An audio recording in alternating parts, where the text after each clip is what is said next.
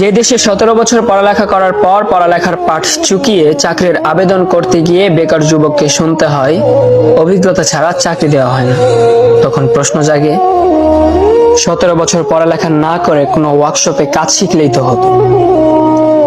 যে দেশে পাশ করার 4 বছরের মধ্যে বিয়ে করতে গেলে পাত্রীর মা প্রতিষ্ঠিত পাত্রের দোহাই দিয়ে বিদায় করে দেয়, তখনও প্রশ্ন আসে 17 বছর পড়ালেখা না করে ব্যবসার চিন্তা করলেই তো হতো, কারি কারি টাকা থাকতো।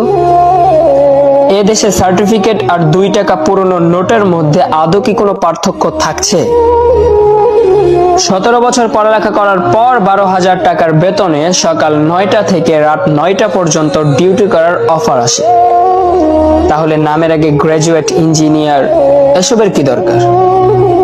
সিএনজি চালিয়েও তো 15,000-এর চেয়ে বেশি ইনকাম করা যায়।